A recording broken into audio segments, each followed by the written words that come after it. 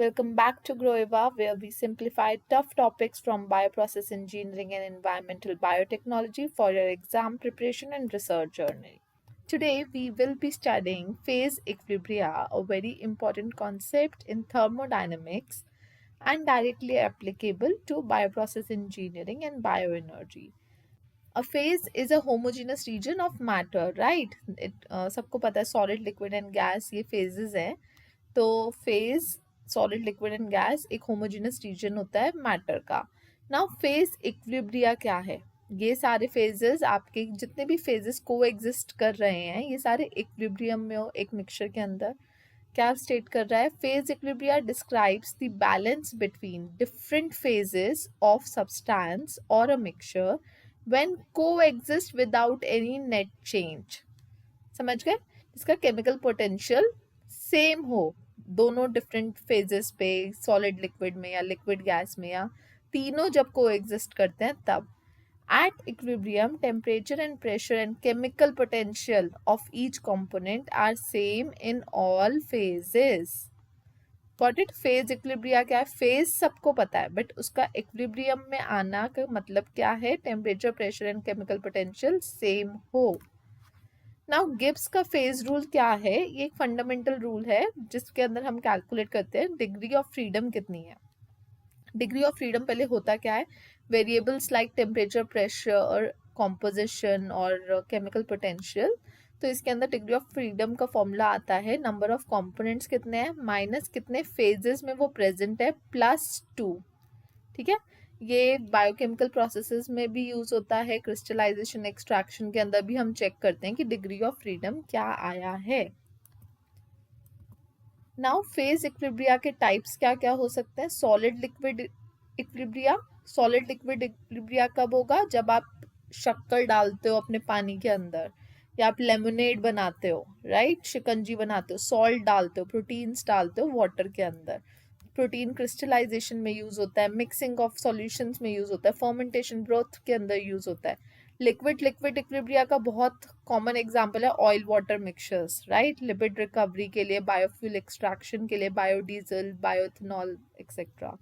Liquid and vapour equilibria का example क्या है? इथेनॉल वाटर डिस्टिलेशन, क्रूशियल इन बायोइथेनॉल प्रोडक्शन. इथेनॉल और वाटर का डिस्टिलेशन करवाना हमारे बायोइथेनॉल प्रोडक्शन के अंदर लिक्विड वेपर इक्विलिब्रिया यूज होता है. सॉलिड वेपर इक्विलिब्रिया, सोचो सोचो, सॉलिड लिक्विड, सॉलिड से हम वेपर के अंदर कब जाते हैं? फ्रीज ड्राइंग, राइट, लायोफिलाइजेशन के अंदर, preservation of microbial cultures.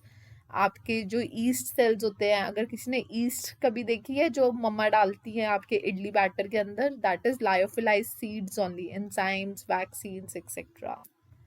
Now एक फेज डायग्राम होता है हमारी थर्मोडायनेमिक कंडीशन को प्रूव करने के लिए, which is a graph between the temperature and pressure. तो इसके अंदर आप देख रहे होगे कि मेल्टिंग एंड फ्रीजिंग पॉइंट किसके अंदर होगा? मेल्ट और फ्रीज क्या होता है? जब सॉलिड से लिक्विड फॉर्म में जाएगा तो मेल्ट होता है, लिक्विड से सॉलिड फॉर्म में आएगा तो वो फ्रीज होता है, लिक्विड से गैशियस फॉर्म में जा रहा है तो वेपराइजेशन, एंड गैशियस फॉर्म से लिक्विड फॉर्म में आ रहा है तो कंडेंसेशन. जब ये दो फेजेस या ये वाले दो फेजेस या ये सारे फेजेस को एग्जिस्ट करते हैं तो उसे क्या बोलते हैं? Triple point, right. तो ट्रिपल पॉइंट कौन सा पॉइंट होता है? जब आपका temperature and pressure at which solid, liquid and gaseous form को एग्जिस्ट. ऐसा कब होगा? Any example? Ice cube, right. At zero temperature आपको वो आइस क्यूब सारे फेजेस में होता है. Ice cube is this example. Critical point क्या होता है? जब इससे ज्यादा पॉइंट के बाद आप लिक्विड एंड अपने गैशियस फेज को इंडिस्टिंग्विश नहीं कर सकते. इसका एग्जाम्पल होता है CO2 एक्सट्रैक्शन के अंदर प्रोसेस में, super critical CO2 extraction of bio active compounds, जहाँ पे आप लिक्विड एंड गैशियस फेज को आप डिफर नहीं कर सकते. तो फेज इक्विलिब्रिया के अंदर क्या होता है? आपका जो केमिकल पोटेंशियल होगा एक कंपोनेंट का वो इक्वल होगा दूसरे कंपोनेंट के साथ. Chemical potential is equal across phases at equilibrium. Got it? अच्छा, ये मिस हो गया. सॉलिड से गैशियस फॉर्म में अगर जा रहा है तो क्या बोलते हैं उसे? सब्लिमेशन. गैशियस से सॉलिड फॉर्म में जा रहा है तो उसे क्या बोलते हैं? डिपोजिशन।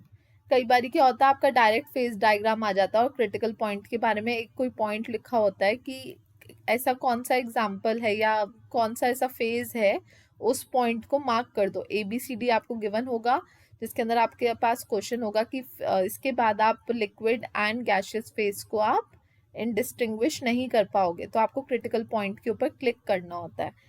या फिर आपके पास मेल्टिंग फ्रीजिंग का या मैच द फॉलोइंग आ जाता है, या मतलब आपके पास ऐसे सीरीज ऑफ ABCD के फॉर्मेट्स आ जाते हैं। तो फेज डायग्राम आपको लर्न करना is very important for CSIR and GATE exam. Next चलते हैं एप्लीकेशंस इन बायोप्रोसेस इंजीनियरिंग। पहले ही डिस्कस कर ली, बायोइथेनॉल इंडस्ट्री में यूज होता है इथेनॉल वाटर डिस्टिलेशन के लिए। एक्वस टू फेज सिस्टम के अंदर जब एक्वस के ही दोनों systems like protein enzyme purification, super critical fluid extraction में आपका क्रिटिकल पॉइंट आ जाता है। ये आपका यूज होता है extracting lipids, pigments, flavours etcetera के लिए। फ्रीज ड्राइंग लायोफिलाइजेशन के लिए, preservation of microbes and vaccines के लिए यूज होता है। सॉल्युबिलिटी एंड क्रिस्टलाइजेशन स्टडीज में यूज होता है लाइक एंटीबायोटिक्स एंड फार्मास्यूटिकल्स।